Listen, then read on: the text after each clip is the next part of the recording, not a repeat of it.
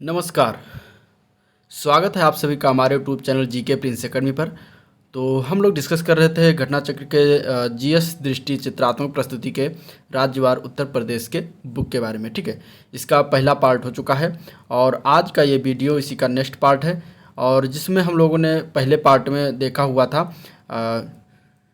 Page number 30 तक हो गया था, यानी कि उत्तर प्रदेश के परिवहन एवं संचार तक पहले पार्ट में हो चुका है। ठीक है, इसके पहले आज की इस वीडियो में हम देखने वाले हैं उत्तर प्रदेश में कृषि, उत्तर प्रदेश का इतिहास, पर्यटन, सांस्कृतिक तत्व, उत्तर प्रदेश साहित्य एवं साहित्यकार, पत्रकारिता, राजनीतिक एवं प्रशासनिक ढांचा।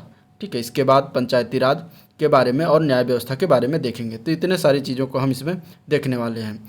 तो ये वीडियो बहुत ही इंपॉर्टेंट होने वाला है और इसमें पूरा जो है लगभग जीके जीएस का जो है कंप्लीट होने वाला है। और जीके जीएस जितने भी उत्तर प्रदेश के बनेंगे इसमें से पूरा लगभग कंप्लीट होगा। और आपके एग्जाम्स के लिए जो भी उत्तर प्रदेश से संबंधित जो भी एग्जाम होंगे उसके लिए तो ये बुक बहुत ही इंपॉर्टेंट है, ये वीडियो भी बहुत इंपॉर्टेंट। ठीक है, तो अभी आप लोगों ने अगर इसका पहला पार्ट नहीं देखा है तो आप लोग सबसे पहले पार्ट को देखिएगा, इसके बाद इसको दूसरा देखिएगा। ठीक है, तो चलिए वीडियो को स्टार्ट करते हैं। स्टार्ट करने से पहले अगर आप लोग चैनल पर नए हैं और अभी तक सब्सक्राइब नहीं किया तो चैनल को सब्सक्राइब करें और अपने दोस्तों में ज़्यादा से ज़्यादा शेयर करें।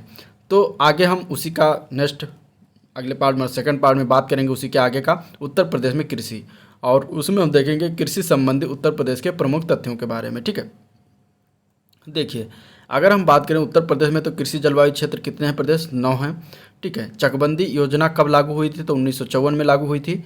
किसान मित्र योजना की बात करेंगे तो 18 जून 2001 को लागू किया गया था। ई डिस्ट्रिक्ट परियोजना की बात करेंगे तो ये 2009 को लागू हुआ था। ठीक है, किसान रथ योजना जो है 2010-11 में चलाया गया।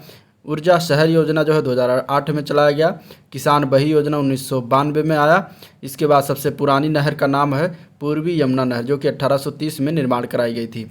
सबसे बड़ी नहर की बात करेंगे उत्तर प्रदेश की तो शारदा नहर है। ठीक है, राज्य दुग्ध परिषद बना 1976 में। गोकुल पुरस्कार योजना जो है दुग्ध उत्पादन से संबंधित है। प्रति व्यक्ति दूध उपलब्धता की बात करेंगे तो 371 ग्राम प्रतिदिन 2018-19 के हिसाब से उत्तर प्रदेश में है। ठीक है, इसके बाद उत्तर प्रदेश में कृषि निर्यात जोन की बात करेंगे तो 3 निर्यात जोन है। पहला है लखनऊ जिसमें आम निर्यात जोन है, सहारनपुर में भी आम निर्यात जोन है और आगरा में जो है आलू निर्यात जोन है। तो 3 निर्यात जोन है कृषि के। ठीक है, इसके बाद उत्तर प्रदेश में सिंचाई के क्षेत्रफल एवं साधनों का जो है प्रतिशत विवरण देखेंगे 2017-18 के अनुसार। तो सबसे ज़्यादा की बात करेंगे तो नलकूप का है 74.9% उत्तर प्रदेश। इसके बाद नहर का नंबर आता है 15.2%। कुआं का नंबर तीसरे स्थान पर है 8.7%। इसके बाद तालाब झील आदि जो है 5.5% आता है और अन्य में जो है 0.7% का जो है सिंचाई के क्षेत्रफल में आता है स्थान। ठीक है, अब अगर हम बात करते हैं तो मक्के की सर्वाधिक उत्पादकता की बात करेंगे तो हरदोई जिले में सर्वाधिक उत्पादन होता है। और इसके बाद मक्के की फसल के अंतर्गत सर्वाधिक क्षेत्र है जो वो कहाँ पर है तो वो कन्नौज जिले में है। और सर्वाधिक मक्का उत्पादक जिला की बात करेंगे तो वो बहराइच का आता है। ठीक है, कुल सृजन योग सिंचाई क्षमता जो है वो 378 लाख हेक्टेयर है 2018-19 के हिसाब से। सकल सिंचाई क्षमता का उपयोग जो है 297 लाख हेक्टेयर होता है। और इसके बाद कुल शुद्ध सिंचित क्षेत्र का बोए गए क्षेत्र से परसेंटेज की बात करेंगे तो 86.6% आता है। ये जो डाटा है ये उत्तर प्रदेश में सिंचाई 2017-18 के अनुसार है। सकल सिंचित क्षेत्रफल जो है उत्तर प्रदेश में 216 लाख हेक्टेयर आता है 2017-18 में। शुद्ध सिंचित क्षेत्रफल की बात करेंगे तो 143.3 लाख हेक्टेयर है। इसके बाद शुद्ध बोया गया क्षेत्रफल की बात करेंगे तो 165 लाख हेक्टेयर 2017-18 में बोया गया। ठीक है, अरहर की बात करते हैं तो सर्वाधिक उत्पादन अरहर का जो है फतेहपुर में होता है। सर्वाधिक क्षेत्र जो है बांदा में है और प्रति हेक्टेयर सर्वाधिक उत्पादकता की बात करेंगे तो ये इटावा में होता है। ठीक है, इसके बाद उत्तर प्रदेश में रबी की प्रमुख फसलों की बात कर लेते हैं। तो रबी की प्रमुख फसल क्या है? गेहूँ, जौ, चना, मटर, तंबाकू। ठीक है, इसके बाद लाही, सरसों, आलू, ये सारे जो है रबी की फसलें हैं उत्तर प्रदेश में। ठीक है, जौ की बात करेंगे सर्वाधिक जौ उत्पादक जिला कौन सा है तो वो एटा है। जौ की प्रति हेक्टेयर उत्पादकता वाला जिला कौन सा है तो वो एटा ही है। जौ की फसल के अंतर्गत सर्वाधिक क्षेत्र जो है कहाँ पर है तो वो झांसी में है। इसके बाद उत्तर प्रदेश में बाजरा की बात करेंगे। देखिए बाजरा की बात करें तो सर्वाधिक उत्पादन जो है आगरा में होता है और इसके अंतर्गत जो है सर्वाधिक क्षेत्र जो है बदायूं में है। ठीक है, इसके बाद सर्वाधिक उत्पादकता जो है कहाँ पर है? मैनपुरी में है। तो ये बातें हो गई बाजरा से संबंधित जो कि उत्तर प्रदेश में देखा जा रहा है। इसके बाद उत्तर प्रदेश में चावल के प्रमुख तथ्यों की बात करेंगे तो सर्वाधिक उत्पादन जो होता है चावल का वो होता है शाहजहाँपुर में, सर्वाधिक उत्पादकता है वो महोबा में होता है, ठीक है। और इसके अंतर्गत जो सर्वाधिक क्षेत्र कहाँ पर है तो वो आजमगढ़ में है। नेक्स्ट है उत्तर प्रदेश में खरीफ की कुछ प्रमुख फसलें हैं, उसको जान लेते हैं। तो चावल यानी कि धान है, बाजरा है, ज्वार है, कपास है, गन्ना है, ठीक है। ये सारी जो फसलें हैं ये खरीफ की फसलें होती हैं। उत्तर प्रदेश में जायद की फसलों की बात करेंगे तो तंबाकू, खरबूजा, प्याज, तरबूज और काशी फल यानी कि सलाद सब्जी वाली जो सब फसलें होती हैं वो जायद की फसलें मानी जाती है। ककड़ी भी जायद की फसल है। अब उत्तर प्रदेश में गेहूं की बात करें तो सर्वाधिक उत्पादन जो है हरदोई जिले में होता है, सर्वाधिक क्षेत्र भी हरदोई जिले में है और सर्वाधिक उत्पादकता जो है वो बागपत में ही होता है, ठीक है। इसके बाद ज्वार संबंधी प्रमुख तथ्यों की बात करेंगे तो ज्वार की फसल के अंतर्गत सर्वाधिक क्षेत्र और सर्वाधिक उत्पादन दोनों जो है बांदा में होता है। सर्वाधिक उत्पादकता वाला जिला कौन है तो वो है सोनभद्र। उत्तर प्रदेश में केले की प्रमुख किस्मों की बात करें तो मालभोग, दूधसागर, अधेश्वर, अल्फान, चंपा और चीनी ये सारे केले की प्रमुख फसलें हैं जो उत्तर प्रदेश में बोई जाती हैं। उत्तर प्रदेश में आम से संबंधित कुछ तथ्यों की बात करें तो प्रमुख उत्पादक जिला की बात करेंगे तो लखनऊ, बरेली, मेरठ, वाराणसी, सहारनपुर आदि हैं। और प्रमुख कृषि किस्में एवं उत्पादन आम में देखें तो स्टेम आम, लंगड़ा आम और दशहरी आम। स्टेम आम जो है सहारनपुर मेरठ में, लंगड़ा आम मेरठ में और दशहरी आम जो है मलिहाबाद क्षेत्र और लखनऊ में पैदावारी होती है। इसके बाद अगर हम बात करते हैं उत्तर प्रदेश में फूलों की कृषि से संबंधित प्रमुख जिलों की बात करेंगे तो वाराणसी आता है, कन्नौज है, ठीक है। इसके बाद मिर्ज़ापुर है, जौनपुर है, लखनऊ है, प्रयागराज, ये इतने सारे जो ज़िले हैं ये फूलों की कृषि से संबंधित प्रमुख ज़िले हैं, ठीक है। उत्तर प्रदेश में अमरूद की प्रमुख किस्मों की बात करेंगे तो इलाहाबादी सफ़ेदा, ललित, सुरखा और लखनऊ 49 यानी सरदार जिसको कहा जाता है, ये सारे अमरूद की किस्में हैं, ठीक है। ललित इसमें से इंपॉर्टेंट है, ये पूछा जा चुका है कि ये किस फल का जो है किस्म है। उत्तर प्रदेश के पान में जो है प्रमुख किस्में की बात करेंगे तो मीठा, महोबा, बनारसी पान, बंगला पान, सांची पान, मगही पान और इसके बाद आता है कपूरी पान, ठीक है। फिर आता है रामटेक पान, कलकतिया पान और देसावरी पान। इतने सारी किस्में जो है पान के क्षेत्र में पाई जाती हैं। अब महत्वपूर्ण तथ्यों को जान लेते हैं। पान प्रयोग एवं प्रशिक्षण केंद्र कहाँ पर है तो ये महोबा में है, महोबा का पान फेमस है, ठीक है। तो यहाँ पर यहीं पर ही केंद्र बनाया गया है। उत्तर प्रदेश के प्रमुख आंवला उत्पादक जिला कौन सा है तो वो फेमस प्रतापगढ़ है जो कि इलाहाबाद या प्रयागराज के बगल में है। उत्तर प्रदेश के प्रमुख लीची उत्पादक जिला कौन कौन सा है तो सहारनपुर और मेरठ, ये दो जिले जो हैं वो लीची उत्पादक जिले हैं, ठीक है। उत्तर प्रदेश में अमरूद उत्पादन का मुख्यतः कौन कौन सा जिला है तो प्रयागराज उसमें से मेन है, कौशाम्बी आदि जिलों में जो है उत्तर प्रदेश का में जो है अमरूद का उत्पादन किया जाता है। आलू निर्यात जोन की बात करें तो आगरा उत्तर प्रदेश में है, ठीक है।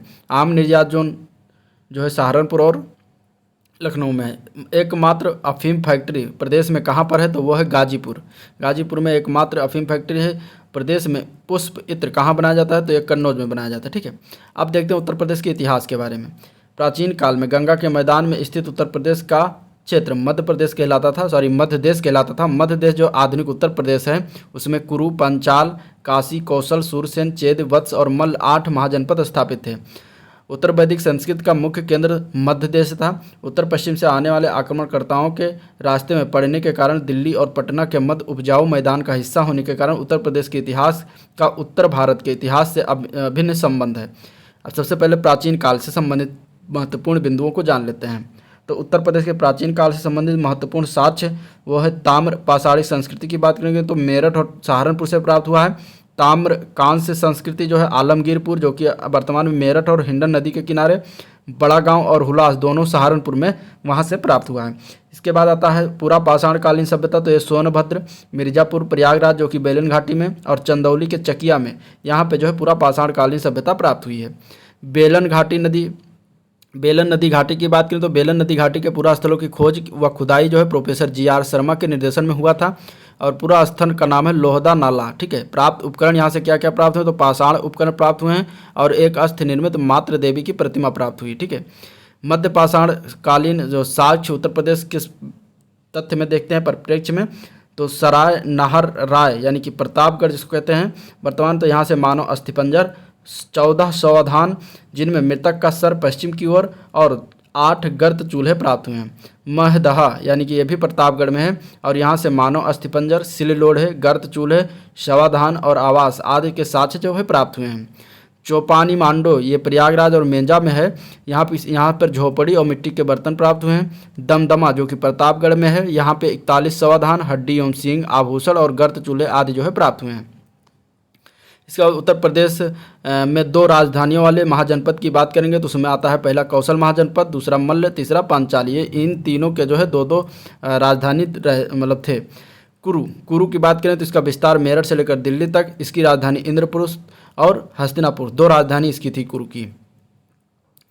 फिर नेक्स्ट देखते हैं भारतीय उपमहाद्वीप में प्राचीनतम साक्ष्य वाला स्थल की बात करें तो लुहरा देव जो कि संत कबीर नगर उत्तर प्रदेश में पड़ता है। यहाँ कृषि का प्राचीनतम साक्ष्य प्राप्त हुआ है और 8000 ईसा पूर्व से 9000 ईसा पूर्व मध्य जो है चावल भी साक्ष्य प्राप्त हुआ है।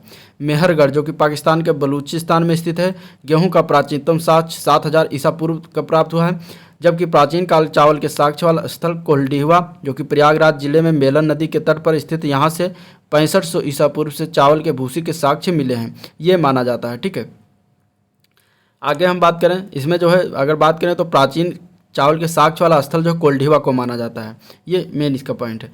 आलमगीरपुर की बात करेंगे तो हड़प्पाकालीन वस्तुएं प्राप्त हुई हैं और कपास उपजाने का यहाँ पे साक्ष्य प्राप्त हुआ है आलमगीरपुर में। ठीक है, 16 महाजनपदों में से 8 महाजनपद जो कि मध्य देश यानी कि आधुनिक उत्तर प्रदेश से संबंधित देख लेते हैं उनको। कौन कौन से थे? कुरु थे, पांचाल थे, काशी था, मल्ल था। ठीक है, इसके बाद कौशल, सूरसेन, चेद और वत्स, ये 8 जो है महाजनपद जो है ये उत्तर प्रदेश में ही थे। कौशल महाजनपद की बात करें तो इसकी अवस्थिति कहाँ है? अवध क्षेत्र में थी। ठीक है, और उल्लेख इसका सतपथ ब्राह्मण में मिलता है। राजधानी की बात करेंगे तो उत्तरी भाग की राजधानी साकेत यानी कि अयोध्या जिसको कहते हैं यहाँ पर थी, और दक्षिणी भाग की राजधानी श्रावस्ती जिले में जो शहत में थे वो थी। ठीक है, तो इसकी 2 राजधानियाँ हो गई। अब आगे देखते हैं प्रमुख महाजनपद एवं राजधानियाँ उत्तर प्रदेश से संबंधित। तो पांचाल की बात करें तो इसकी राजधानी 2 थी, उत्तरी भाग में अहिछत्र और दक्षिणी भाग की कामपिल्य थी। ठीक है, क्षेत्र आजकल की बात करें तो बदायूं, बरेली और फर्रुखाबाद जिला पांचाल क्षेत्र के अंतर्गत आता था। मल्ल राज्य की बात करेंगे तो मल्ल की राजधानी कुशीनगर, कसिया तथा पावा पडरौना पड़ता था। ठीक है, इसका क्षेत्र जो है देवरिया और गोरखपुर के क्षेत्र में था। वत्स राज्य की राजधानी की बात करें तो कौसम राज्य इसकी राजधानी होती है, वर्तमान जो कौशाम्बी क्षेत्र है, और इसके क्षेत्र वर्तमान की बात करेंगे तो प्रयागराज के समीप वत्स महाजनपद हुआ करता था। ठीक है, सूरसेन की बात करेंगे तो इसका जो है राजधानी मथुरा थी और ये मथुरा के निकट का क्षेत्र फैला हुआ था। परीक्षा उपयोगी तथ्यों की बात करते हैं। देखिए, बुद्ध का जन्म, ज्ञान प्राप्ति और महापरिनिर्वाण तीनों संपन्न हुए थे कहाँ, कब? तो वैशाख पूर्णिमा को संपन्न हुआ था। ठीक है, गौतम बुद्ध ने सर्वाधिक काल कहाँ पर व्यतीत किए थे? तो कौशल राज्य में व्यतीत किए थे, खासकर श्रावस्ती जिले में। चेद महाजनपद की राजधानी कहाँ पर थी? तो सोत्वती या सुक्तमती बांदा के समीप इसकी राजधानी हुआ करती थी। पुष्यमित्र द्वारा किए गए 2 अश्वमेध यज्ञों का साक्ष्य कहाँ पर मिला था? तो अयोध्या अभिलेख में मिला था।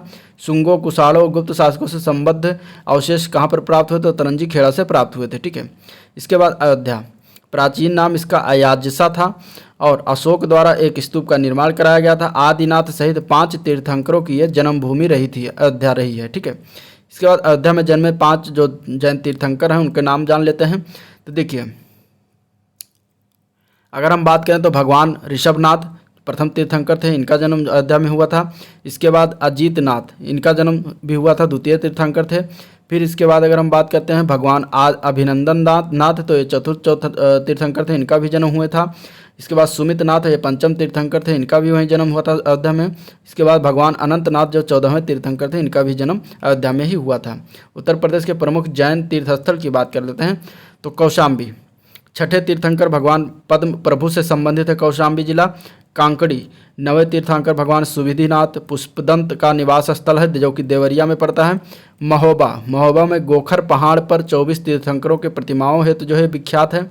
श्रावस्ती, तीसरे तीर्थंकर भगवान शंभवनाथ से संबंधित एवं विख्यात शोभनाथ मंदिर से संबंधित स्थल श्रावस्ती है। देवगढ़, जैन मूर्तियों एवं शिल्पकला हेतु जो है देवताओं के किले के रूप में विख्यात है। ठीक है, इसके बाद अगर हम देखें तो अहिछत्र की बात करें तो यहाँ से प्राप्त साक्ष्य जो है मित्र उपाधि वाले राजाओं के सिक्के प्राप्त हुए हैं। गुप्तकालीन यमुना की एक मूर्ति भी की प्राप्ति हुई है। अहिछत्र शासक अच्युत समुद्रगुप्त द्वारा यह पराजित हुआ था। ठीक है, कन्नौज का पुराना नाम था कानिकुब्ज। साक्ष्य की बात करें तो पहली बस्ती उत्तरी काले पालिशदार मृद भांड काल के कुषाण युग तक की प्राप्ति हुई है कन्नौज से। ठीक है। कन्नौज पर आधिपत्य के लिए त्रिपक्षीय संघर्ष हुआ था गुर्जर प्रतिहार, पाल शासक और राष्ट्रकूट शासकों में। ठीक है, कन्नौज पर सर्वाधिक समय तक गुर्जर प्रतिहारों ने शासन किया था।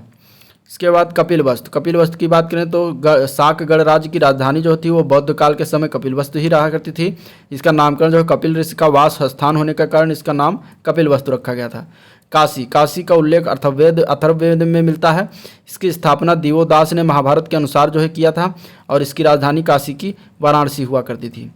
हर्षवर्धन की बात करते हैं। हर्षवर्धन प्रमुख आयोजन की बात करें तो प्रति 5वें वर्ष प्रयाग में महामोक्ष परिषद का आयोजन किया था। ठीक है, लेख की बात करें तो ताम्र दानपत्र लेख, बांसखेड़ा से प्राप्त ब्राह्मी लिपि तथा संस्कृत भाषा में लिखित ये सारे जो है लेख प्राप्त हुए हैं। प्रमुख बात की बात करें तो हर्ष के हस्ताक्षरों की अनुलिपि भी उत्कीर्ण हुई है। ठीक है, श्रावस्ती के प्रमुख तथ्य की बात करें तो ये व्यापारिक केंद्र हुआ करता था उत्तरापथ और दक्षिणापथ तथा मध्यपथ में। अभिलेख की बात करें तो कनिष्क के 2 अभिलेख यहाँ से प्राप्त हुए हैं श्रावस्ती से। विशेषता की बात करते हैं तो साहूकार अनाथ पिंडक ने जेतवन महाविहार जो कि श्रावस्ती में बौद्धों को अनुदान किया था। आजीवक संप्रदाय के प्रवर्तक थे मक्खल पुत्र गोसाल की जन्मभूमि भी श्रावस्ती ही रही थी। अशोक के अभिलेख की बात करें लघु शिलालेख अहरौरा मिर्जापुर से प्राप्त हुआ। लघु स्तंभ लेख सारनाथ और कौशाम्बी से प्राप्त हुआ। राजकीय घोषणाएं जो है लघु स्तंभ लेख पर उल्लिखित हैं। महापात्रों को संघ भेद रोकने के आदेश जो है सांची और सारनाथ के लघु स्तंभ में है। रानी का अभिलेख की बात करें तो अशोक की रानी करुवाकी द्वारा दान किए जाने का उल्लेख है इसमें। इसके बाद देवगढ़ के प्रमुख तथ्य की बात करें तो ये क्षेत्र जो है ललितपुर क्षेत्र के अंतर्गत आता है और यहाँ पे साक्ष्य जो मिला है गुप्तकालीन के विशेष स्थापत्य और मूर्ति कला का प्राप्त हुआ है। प्रमुख मंदिर यहाँ पे है जो दशावतार मंदिर है। विशेषता की बात करें तो यहाँ पे 4 मंडप और 12 मीटर ऊंचा शिखर प्राप्त हुआ है। ठीक है, भीतरगांव मंदिर ये जो गुप्तकालीन मंदिर है भीतरगांव मंदिर, और क्षेत्र क्या है कहाँ पर है ये कानपुर में। ठीक है, ये केवल ईंटों से निर्मित है। इसके बाद इसकी विशेषता क्या है तो शिखर का होना इसमें इसकी मेन विशेषता ऊंचा चबूतरा है और छत जो है वो पिरामिडाकार है। ठीक है, फिर सारनाथ के प्रमुख तथ्यों की बात करें तो इसका पूर्व नाम था इस पत्तन मृगदाव जो कि ऋषि पत्तन मृगदाव के नाम पर रखा गया था। विशेषता की बात करें तो भगवान बुद्ध का धर्म चक्र परिवर्तन सारनाथ में हुआ था। अशोक द्वारा सिंह शीर्ष स्तंभ का निर्माण सारनाथ में किया गया था जो कि स्वतंत्र भारत के राज्य चिन्ह में अपनाया गया। ह्वेनसांग के समय जो है ये थेरवाद का प्रमुख केंद्र के रूप में प्रसिद्ध हुआ। और यहाँ पे प्रमुख स्तूप की बात करें तो गुप्तकालीन धमेक स्तूप जो कि फाहियान द्वारा विस्तृत उल्लेख में इसका जो है उल्लेख मिलता है, ये सारनाथ से प्राप्त हुआ। ये होगी प्राचीन काल की बात। अब देखते हैं मध्यकालीन भारत में उत्तर प्रदेश की बातों को। ठीक है, तो पहले तो आगरा देख लेते हैं। आगरा की स्थापना 1504 ईस्वी मध्यकाल में हुआ था। सुल्तान सिकंदर लोदी के द्वारा किया गया था। इसकी अवस्थिति है यमुना नदी के तट पर। मुगल काल में यह शिक्षा का केंद्र रहा था। नील की खेती के लिए विख्यात सिकंदरा नामक स्थान पर अकबर के मकबरे का निर्माण कराया गया जो कि आगरा में ही पड़ता है। मुसम्मन बुर्ज से महिलाओं द्वारा पशु युद्ध को देखना इसका मेन क्या कहते हैं विशेषता रही। नूरजहां द्वारा एतमादुद्दौला के मकबरे का निर्माण आगरा में। और यूरोपियन यात्री रॉल्फ फिंच एवं बर्नियर जो है आगरा के वैभव की प्रशंसा किया गया था। इसके बाद कड़ा, प्रयागराज के निकट जो है कड़ा स्थान है और उसके प्रमुख तथ्य की बात करते हैं तो ये सल्तनत काल में एक महत्वपूर्ण इक्ता था। देवगिरी के अभियान को प्रारंभ करने का यह स्थल है और अवस्थिति जो है गंगा नदी के तट पर स्थित है। संत मलूक दास की जन्मस्थली रही है कड़ा। ठीक है, और यह जलालुद्दीन खिलजी के समय यहाँ का सूबेदार जो था वो अलाउद्दीन खिलजी था कड़ा का। ठीक है, अब उत्तर प्रदेश मध्यकालीन प्रमुख तथ्य की और बात कर लेते हैं। देखिए 1992 में कुतुबुद्दीन ऐबक द्वारा अधिकार स्थापित किया गया था कोयल पर। ठीक है, 1545 में कालिंजर में सैन्य अभियान के दौरान बारूद विस्फोट से मृत्यु हुई थी किसकी? शेरशाह सूरी की। सरकी सल्तनत के दौरान जौनपुर को क्या कहा जाता था? सिराजे हिंद कहा जाता था जौनपुर को। 1613 ईस्वी में झांसी की स्थापना किसके द्वारा किया गया था? तो ओरछा शासक थे वीर सिंह बुंदेला के द्वारा झांसी की स्थापना की गई थी। सल्तनत काल में बदायूं की स्थिति थी। सर्वाधिक महत्वपूर्ण इक्ता प्रणाली जो है बदायूं में थी। ठीक है, अकबर के नवरत्नों में शामिल बीरबल जो है संबद्ध किससे था? तो यह कालपी से संबंध था। गढ़कुडार में खंगार राज्य की स्थापना किसके द्वारा की गई थी? पृथ्वीराज के सेनानायक थे खेत सिंह द्वारा जो है किया गया था। अकबर ने प्रयाग की पुनर्स्थापना कर उसका नामकरण क्या दिया था? तो इलाहाबाद नाम दिया था। लखनऊ का अंतिम नवाब कौन था? तो नवाब वाजिद अली शाह था। शेख निजामुद्दीन औलिया एवं इतिहासकार बदायूनी का संबंध किससे था? तो बदायूं से संबंध था। ठीक है, जौनपुर की स्थापना की गई थी, तो मोहम्मद बिन तुगलक, जिसको जौना खां की याद में जो है फिरोज शाह तुगलक के द्वारा किया गया था। ठीक है। लखनऊ, लखनऊ जो है कथक नृत्य का केंद्र रहा है और प्रमुख इमारत लखनऊ में इमामबाड़ा, भूल भुलैया और छतर मंजिल ये आदि हैं। ठीक है। फतेहपुर सीकरी के प्रमुख तथ्यों की बात करेंगे तो सलीम यानी कि जहांगीर की जन्मस्थली रही है फतेहपुर सीकरी, और ये जो है शेख सलीम चिश्ती के कारण पवित्र भूमि की मान्यता है। 1571 से 1585 तक मुगल साम्राज्य की राजधानी रही है। ठीक है। इसके बाद स्थापित के उदाहरण की बात करें तो शेख सलीम चिश्ती का मकबरा है, यहाँ पर बुलंद दरवाज़ा है, जामा मस्जिद है, जोधाबाई का महल है, बीरबल का महल है और पंच महल है। ये सारे महल जो हैं फतेहपुर सीकरी में स्थित है, निर्मित है। ठीक है। अब देखते हैं उत्तर मध्यकाल के महत्वपूर्ण बिंदु की बात करते हैं। तो इसमें अवध एवं पूर्वी क्षेत्र के जिलों का शासन किसका था, तो अवध के नवाब का था। बुंदेलखंड क्षेत्र किस पर स्थापित, तो मराठों के अंतर्गत स्थापित हुआ था। इसके बाद 1704 ईस्वी में औरंगजेब की जब मृत्यु हुई थी, उससे लेकर 1757 ईस्वी प्लासी के युद्ध तक वर्तमान प्रदेश में स्थापित स्वतंत्र राज्य कितने थे, तो टोटल 5 राज्य स्वतंत्र थे। मेरठ तथा बरेली के उत्तर में स्थित राज्य का नाम नाजिक खान नामक पठान नेता था। ठीक है, नेता का था। दोआब क्षेत्र में जो है रुहेलखंड स्थापित राज्य था, वो रुहेलों के अंतर्गत आता था। मध्य दोआब का स्थापित राज्य जो था वो फर्रुखाबाद के बंगरा पठानों के अंतर्गत जो है स्थापना किया गया था। अब आसुफुद्दौला के बारे में कुछ बातें जान लेते हैं। आसुफुद्दौला जो है फैजाबाद की संधि हुई थी 1750 ईस्वी में, जिसमें बनारस का क्षेत्र अंग्रेजों को सौंपा गया था। ठीक है। और 1775 ईस्वी में सुजाउद्दौला की मृत्यु के पश्चात जो है नवाब घोषित किया गया था आसुफुद्दौला को। मुहर्रम मनाने के लिए लखनऊ में इमामबाड़ा का निर्माण करवाया था आसुफुद्दौला ने। ठीक है। इसके बाद 1808 में जो है अवध के नवाब शहादत अली द्वारा अंग्रेजों की सुरक्षा की गारंटी है तो सौंपे गए क्षेत्र की बात करें तो कौन कौन से क्षेत्र थे, एटा, गोरखपुर, इटावा, कानपुर, रुहेलखंड और इसके बाद इलाहाबाद और फतेहपुर क्षेत्र थे। ठीक है। 1797 ईस्वी में आसुफुद्दौला की मृत्यु के पश्चात अवध का नवाब कौन बना था, शहादत अली बना था 1798 ईस्वी में। 1803 में मराठों को पराजित कर अलीगढ़ व आगरा पर अधिकार किसने कर लिया था, तो लॉर्ड लक ने कर लिया था। इसके बाद अब 1857 के विद्रोह एवं उत्तर प्रदेश से संबंधित तथ्यों को जानेंगे। उसमें सबसे पहला नाम आता है मंगल पांडे का। ठीक है। मंगल पांडे ये निवासी थे बलिया जिला के, उत्तर प्रदेश के। ठीक है। और ये विद्रोह जो है बैरकपुर यानी कि कलकत्ता में जो बैरकपुर था कि 34वीं देसी सैनिक छावनी में जो है 29 मार्च 1857 को विद्रोह किया गया था। इनको फांसी हुई थी 8 अप्रैल 1857 को बैरकपुर में लेफ्टिनेंट हेनरी बाग पर गोली चलाने के लिए। ठीक है। गवर्नर जनरल था उस समय लॉर्ड कैनिंग। विरोध, इन्होंने जो है एनफील्ड राइफलों के लिए नए प्रकार के कारतूसों के प्रयोग हेतु इनका विरोध किया था। ठीक है। मेरठ से प्रमुख तथ्यों की बात करेंगे तो 10 मई 1857 को विद्रोह प्रारंभ हुआ था मेरठ से। ठीक है। 11 मई 1857 को विद्रोहियों का दिल्ली पर अधिकार कर लिया गया और बहादुर शाह द्वितीय के नेतृत्व में ये काम 11 मई को 1857 को किया गया था। 1857 के विद्रोह का विस्तार इटावा, मैनपुरी, एटा, मथुरा, शाहजहांपुर, बदायूं, आजमगढ़, सीतापुर, लखीमपुर खीरी, बाराबंकी, वाराणसी, फतेहपुर, हाथरस आदि छोटे छोटे नगरों एवं कस्बों तक भी हो गया था। इसके बाद कानपुर के प्रमुख तथ्य की बातें जान लेते हैं। देखिए, कानपुर नवंबर 1857 के विद्रोहियों द्वारा जनरल विंडहम को पराजित किए जाने से संबंधित है और इसका नेतृत्व जो है नाना साहब के द्वारा अधिकृत यह क्षेत्र था। 6 दिसंबर 1857 को कॉलिन कैंपबेल द्वारा यह विजय किया गया था। ठीक है। अब 1857 की क्रांति के प्रमुख स्थान एवं नेतृत्वकर्ता की बात कर लेते हैं। तो देखिए, 1857 में बरेली का नेतृत्वकर्ता खान बहादुर थे। झांसी के नेतृत्वकर्ता रानी लक्ष्मीबाई थी और लखनऊ के नेतृत्वकर्ता बेगम हजरत महल थी। इसके बाद कानपुर के नेतृत्वकर्ता नाना साहब, जिन्हें नाना धोंधोपंत भी कहा जाता था, वो थे। फैजाबाद के जो है मौलवी अहमदुल्ला शाह थे। इलाहाबाद के लियाकत अली खां थे। ठीक है। तो ये सारे जो है नेतृत्वकर्ता थे 1857 में अलग अलग क्षेत्र के। लखनऊ की बात करते हैं तो बेगम हजरत महल ने इसका नेतृत्व किया था और परिणाम क्या हुआ था, कैंपबेल द्वारा 21 मार्च 1858 को लखनऊ पर जो है पुनः कब्जा कर लिया गया था। तात्या टोपे, इनका मूल नाम था रामचंद्र। ठीक है। इनकी रणनीति थी गनीमी कावा रणनीति यानी कि छापामार रणनीति हिंदी में कहते हैं। फांसी इनको 18 अप्रैल 1859 को दे दी गई थी। इसके बाद महारानी लक्ष्मीबाई के विरुद्ध आक्रमण का नेतृत्व करने वाला अंग्रेज कौन था, तो उसका नाम था जनरल ह्यूरोज। जून 1858 में इलाहाबाद पर पुनः अधिकार कर लिया गया था, वो कैप्टन नील के द्वारा। ठीक है।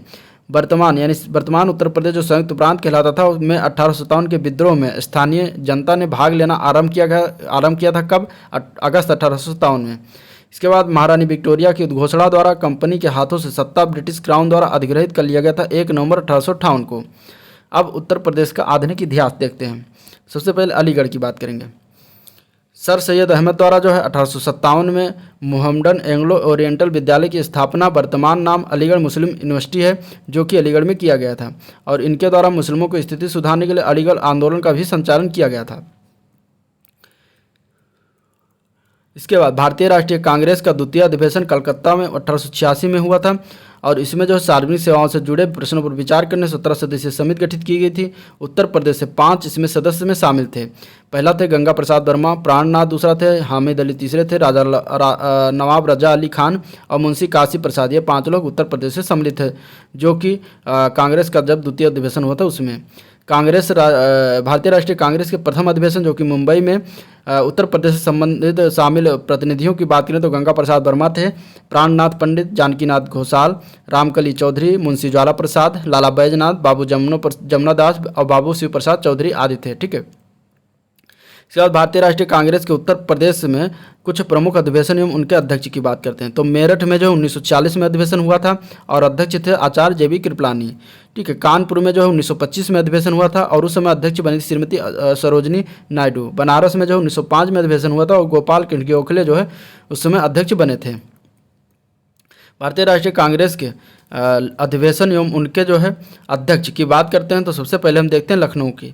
तो लखनऊ में 1899 में रमेश चंद्र जो है अध्यक्ष बने थे और कांग्रेस का अधिवेशन हुआ था। 1916 में जो अधिवेशन हुआ था उसमें अंबिका चरण मजूमदार बने थे अध्यक्ष। 1936 में अधिवेशन में जो है पंडित जवाहरलाल नेहरू जो है लखनऊ में अध्यक्ष बने थे। इसके बाद प्रयागराज यानी कि इलाहाबाद में 1888 में जो कांग्रेस अधिवेशन हुआ था उसमें जॉर्ज यूल अध्यक्ष बनाए गए थे। 1892 में डब्ल्यू.सी. बनर्जी जो है अध्यक्ष बने थे। 1910 में जो है सर विलियम वेडरबर्न जो है अध्यक्ष बने थे। इसके बाद भारतीय राष्ट्रीय कांग्रेस का 1916 का अधिवेशन की बात करें तो यह स्थान था लखनऊ, और इसकी विशेषता क्या है तो कांग्रेस और मुस्लिम लीग का अधिवेशन एक साथ संपन्न हुआ था। इसमें कांग्रेस लीग समझौता हुआ था और उस समय अध्यक्ष थे अंबिका चरण मजूमदार। चौरी चौरा कांड क्या है तो ये चौरी चौरा कांड जो है यह स्थान कहाँ पर है तो गोरखपुर उत्तर प्रदेश में है। तिथि थी 4 फरवरी 1922 को यह कांड हुआ था। ठीक है। प्रसिद्ध घटना की बात करें तो भीड़ द्वारा एक पुलिस स्टेशन को जला दिया जाना, उसमें 23 पुलिसकर्मियों की मृत्यु हो गई थी। विशेषता क्या तो 12 फरवरी 1922 को गांधी जी द्वारा असहयोग आंदोलन को समाप्त करने की घोषणा किया गया था इन्हीं कारणों से। ठीक है। अब लखनऊ से संबंध में प्रमुख तथ्यों की बात करें तो अगस्त 1928 में सर्वदलीय सम्मेलन का आयोजन राजा महमूदाबाद के भव्य महल के बाग में किया गया था। ठीक है। इसके बाद नवंबर 1928 में साइमन कमीशन का लखनऊ में बहिष्कार हुआ था पंडित जवाहरलाल नेहरू के द्वारा।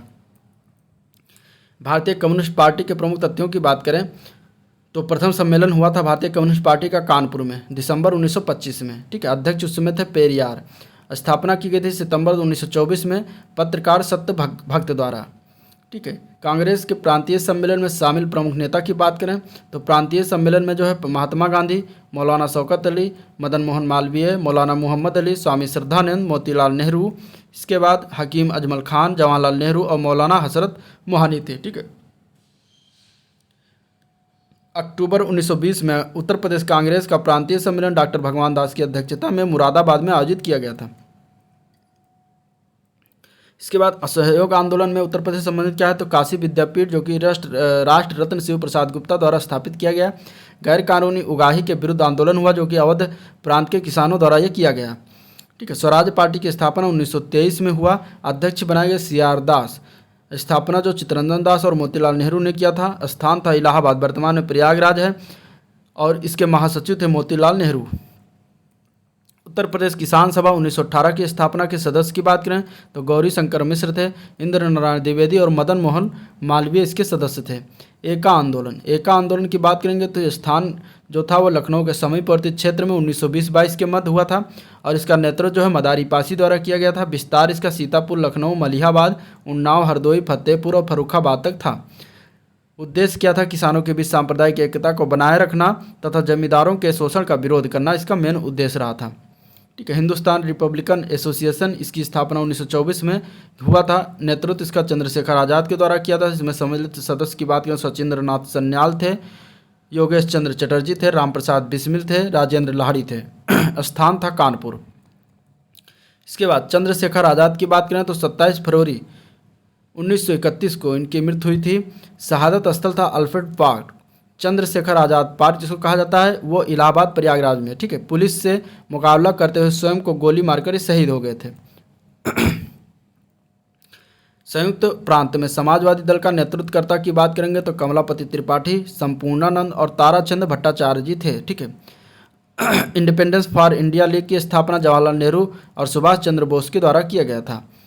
कर बंदी आंदोलन की बात करें तो आंदोलन का नेतृत्व जो है जवाहरलाल नेहरू द्वारा इलाहाबाद में किया गया था। इसके सहयोगी सदस्य थे जयप्रकाश नारायण और लाल बहादुर शास्त्री। काकोरी कांड, ठीक है, इंपॉर्टेंट है। 9 अगस्त 1925 को लखनऊ के निकट काकोरी में जो है क्रांतिकारियों ने ट्रेन डकैती कर सरकारी खजाने को लूटा था, उसी को काकोरी कांड कहा गया था। इसके बाद इस कांड में जो है क्रांतिकारियों की तरफ से मुकदमा चंद्रभान गुप्त ने लड़ा था और श्री गुप्त के बाद में 7 दिसंबर 1960 से 1 अक्टूबर 1963 तक उत्तर प्रदेश के मुख्यमंत्री भी रहे। ठीक है, कांड में शामिल व्यक्ति एवं कांड से संबंधित सजा की बात करें तो राम प्रसाद बिस्मिल को फांसी हुई थी गोरखपुर में, अशफाक उल्ला को फांसी हुई थी फैजाबाद में, राजेंद्र लाहड़ी को फांसी हुई थी गोंडा में, रोशन सिंह को फांसी हुई थी नैनी इलाहाबाद में, राम प्रसाद खत्री को फांसी हुई थी दीर्घकालीन, इनको फांसी नहीं हुई थी, इनको दीर्घकालीन कारावास हुआ था। मनमथ नाथ गुप्त को इनको भी दीर्घकालीन कारावास हुआ था। Hindustan socialist Republican association HSRA के प्रमुख तथ्यों की बात करेंगे तो स्थापना 1928 में हुआ था। स्थान था फिरोज शाह कोटला मैदान दिल्ली। भगत सिंह की सलाह पर HSRA में जो है सोशलिस्ट शब्द जोड़ा गया था और उद्देश्य क्या था, भारत में एक समाजवादी गणतंत्रवादी राज्य की स्थापना करना, इसका मेन उद्देश्य था।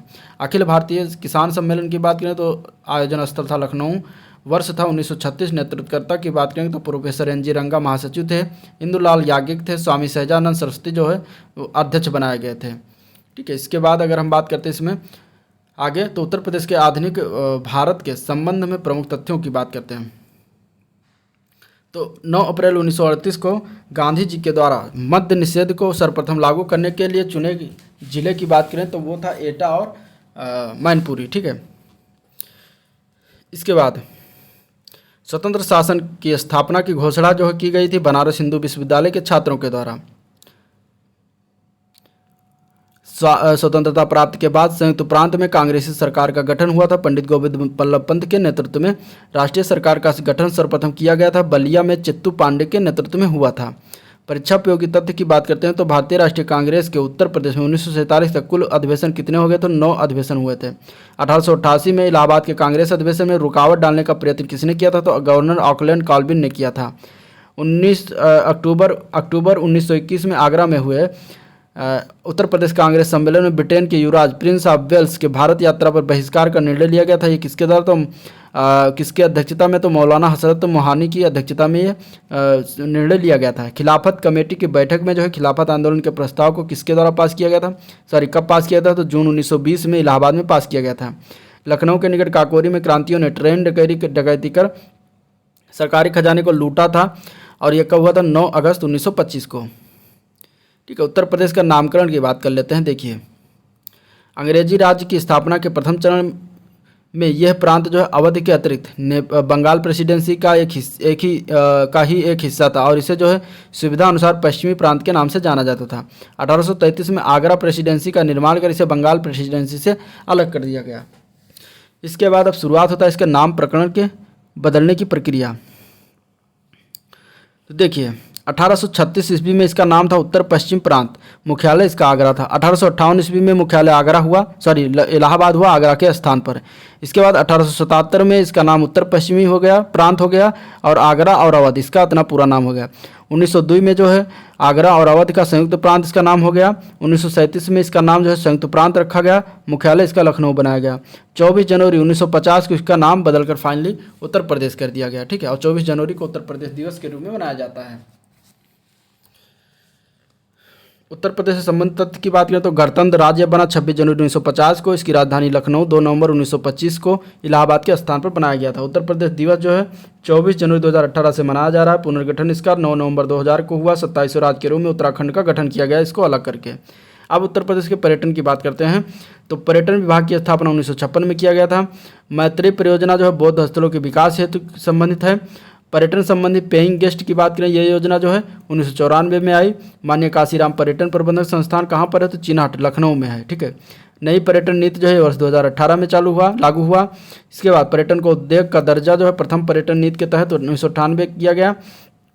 ठीक है, उत्तर प्रदेश पर्यटन विकास निगम की स्थापना 1974 में की गई। पर्यटन निदेशालय की स्थापना 1972 में किया गया।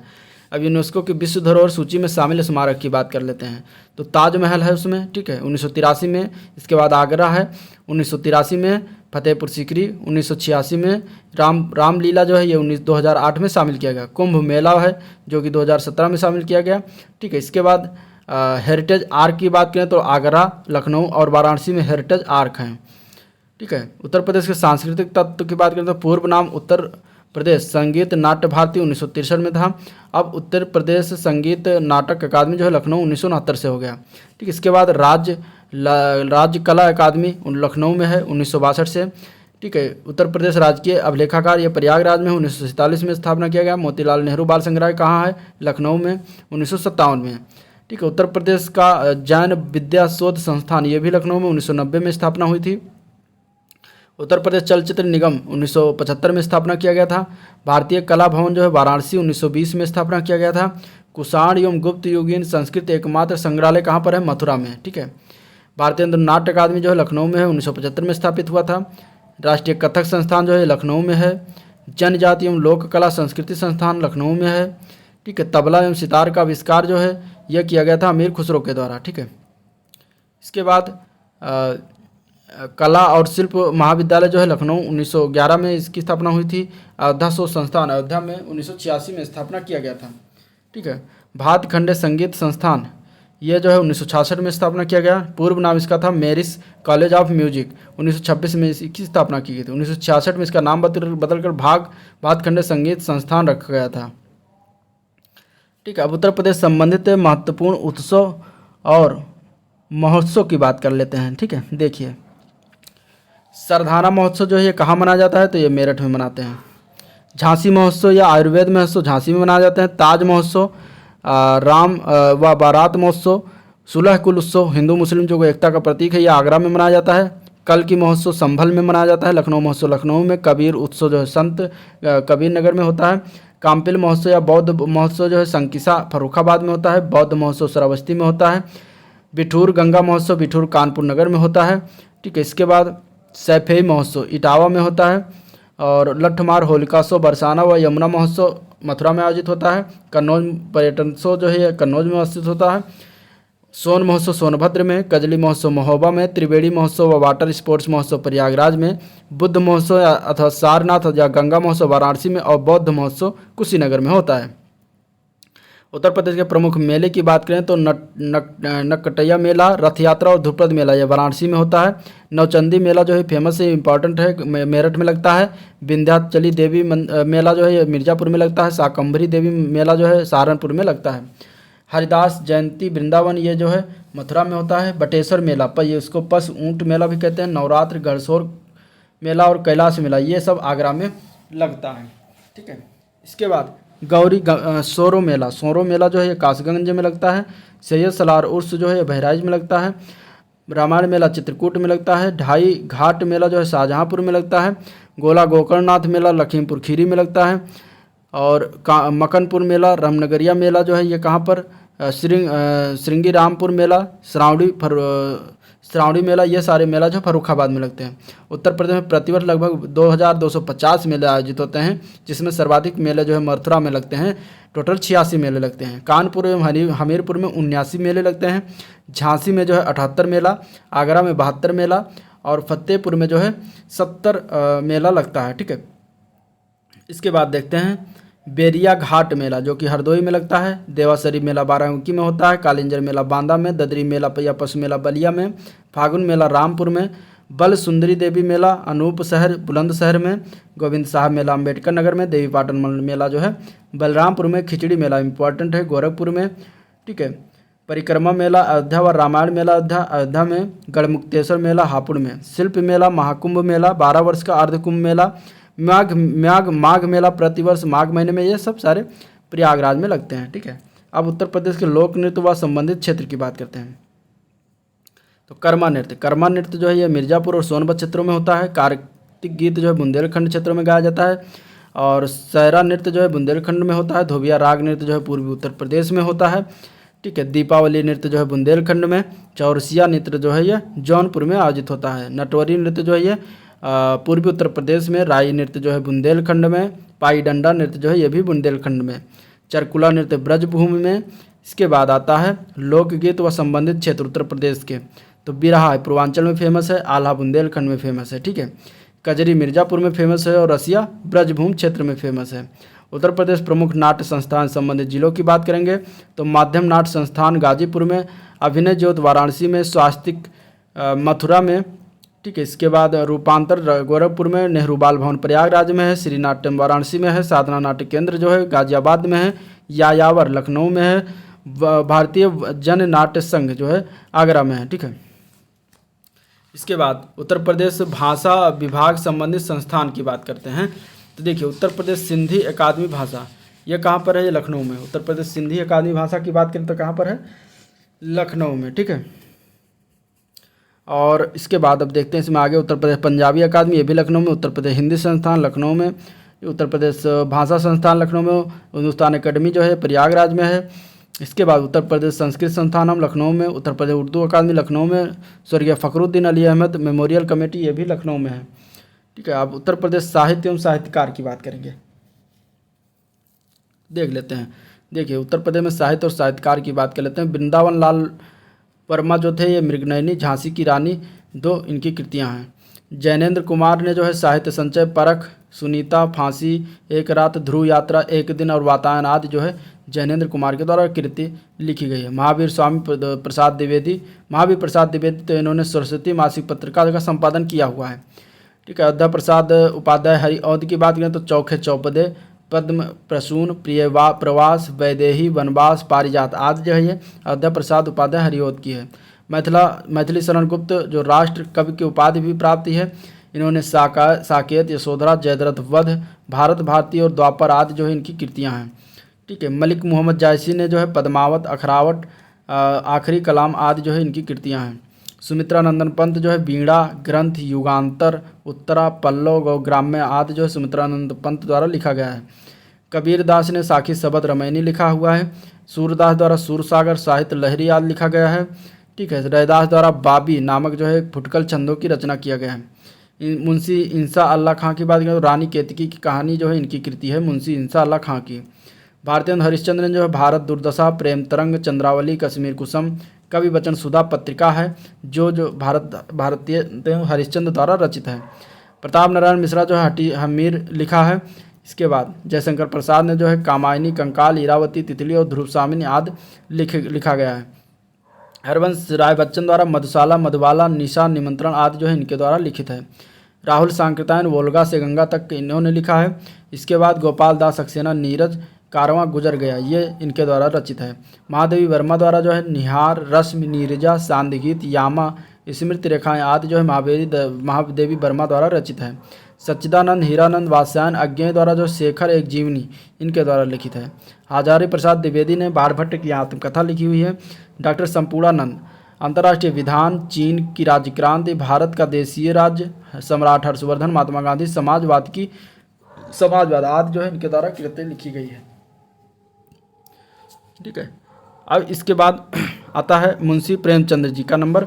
इन्होंने जो है गबन, गोदान, सेवा सदन, कर्मभूमि, रंगभूमि, निर्मला आज प्रमुख उपन्यास लिखे हैं। बड़े भाई साहब, पंच परमेश्वर, पूस की रात, ईदगाह, शतरंज के खिलाड़ी, कफन, नमक का दरोगा आदि जो है इनकी प्रसिद्ध कहानियां हैं, ठीक है। उत्तर प्रदेश में हिंदी पत्रकारिता एवं उनसे संबंधित क्या कहते हैं प्रकाशन क्षेत्र की बात करेंगे। चलिए अब उसमें हम देखते हैं सबसे पहले उदंत मार्तंड की। संपादक थे पंडित युगल किशोर शुक्ला। इनका प्रकाशन जो है कलकत्ता, अब कोलकाता में इसका प्रकाशन हुआ था।